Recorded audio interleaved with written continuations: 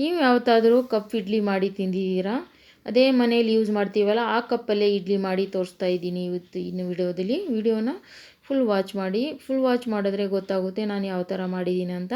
ನೀವು ತಟ್ಟೆ ಇಡ್ಲಿ ತಿಂದಿರಬೇಕು, ಮಾಮೂಲಿ ಇಡ್ಲಿ ತಿಂದಿರಬೇಕು, ಆದರೆ ಕಪ್ ಇಡ್ಲಿ ಯಾವತ್ತೂ ಮಾಡಿರಲ್ಲ ಅನಿಸುತ್ತೆ. ಈ ವಿಡಿಯೋನ ಫುಲ್ ವಾಚ್ ಮಾಡಿ.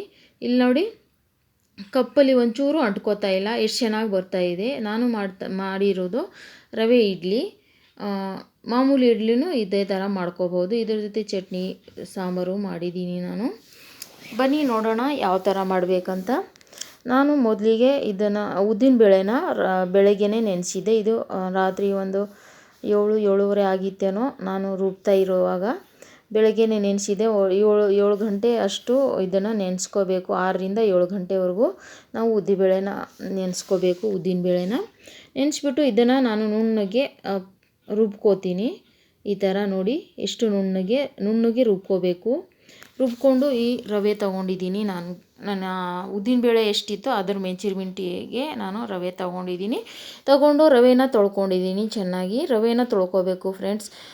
ರವೆಯಲ್ಲೂ ಡಸ್ಟ್ ಇರುತ್ತೆ. ಒಂದು 2 ಸತಿ ನೀರನ್ನ ತೊಳೆದು ಹಾಕ್ಕೊಂಡ್ರೆ ಚೆನ್ನಾಗಿರುತ್ತೆ. ಆಮೇಲೆ ಇಡ್ಲಿ ವೈಟಾಗಿ ಬರುತ್ತೆ.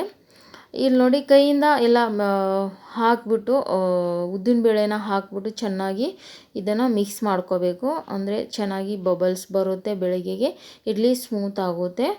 ಇಲ್ಲ ಕಲಿಸ್ಬಿಟ್ಟು ಓವರ್ನೈಟ್ ಇಟ್ಬಿಡ್ತೀನಿ. ಇದು ಬೆಳಗ್ಗೆಗೆ ನಾನು ರೆಡಿ ಮಾಡ್ಕೋತಾ ಇದ್ದೀನಿ ನೋಡಿ. ಇಡ್ಲಿ ಪಾತ್ರೆಗೆ ನೀರು ಹಾಕ್ಬಿಟ್ಟು ಒಂದು ಅರ್ಧ ಲಿಂಬೆಹಣ್ಣು ಹಾಕ್ಬಿಟ್ಟು ಅದನ್ನು ಹಿಂಡ್ಬಿಟ್ಟು ಅದನ್ನು ನೀರು ಬಿಸಿ ಮಾಡೋಕೆ ಇಟ್ಟಿದ್ದೀನಿ.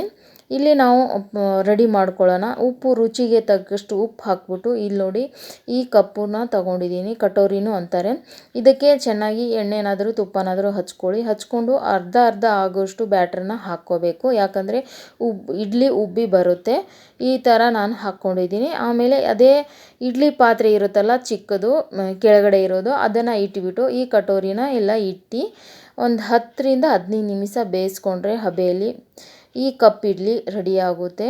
ತುಂಬ ಚೆನ್ನಾಗಿರುತ್ತೆ, ಬೇಗನೂ ಆಗುತ್ತೆ. ಆಮೇಲೆ 2-3 ತಿನ್ನೋರು ಒಂದೇ ತಿಂದರೆ ಸಾಕು, ಹೊಟ್ಟೆ ತುಂಬುತ್ತೆ. ಅದ್ರ ಜೊತೆ ಚಟ್ನಿನೂ ಮಾಡಿದ್ದೆ ನಾನು, ಕಾಯಿ ಚಟ್ನಿ. ನಿಮಗೆ ತೋರಿಸ್ತೀನಿ ಬನ್ನಿ. ಇದು ನೋಡಿ 10ರಿಂದ 15 ನಿಮಿಷಕ್ಕೆ ಎಷ್ಟು ಚೆನ್ನಾಗಿ ಬೆಂದಿದೆ ಅಂತ. ಇದು ಅಂಟ್ಕೋತಾ ಇಲ್ಲ, ತೆಗಿತಾ ಇದ್ದೀನಿ ನೋಡಿ, ನಿಮ್ಮ ಮುಂದೆನೇ ತೆಗೆದು ತೋರಿಸ್ತೀನಿ ಎಷ್ಟು ಚೆನ್ನಾಗಿ ಇಡ್ಲಿ ರೆಡಿಯಾಗಿದೆ, ಎಷ್ಟು ಸ್ಮೂತ್ ಆಗಿದೆ ಅಂತ. ನಾವು ಎಷ್ಟು ಪಾತ್ರೆಯಲ್ಲಿ ಮಾಡಿದಾಗ ಒಂದು 2-3 ಸತಿ ತೆಗಿಬೇಕಾಗುತ್ತೆ. ಆದರೆ ಈ ಕಟೋರಿಯಲ್ಲಿ ಮಾಡಿದಾಗ 2 ತಿಂದರೆ ಸಾಕು, ಹೊಟ್ಟೆ ತುಂಬುತ್ತೆ.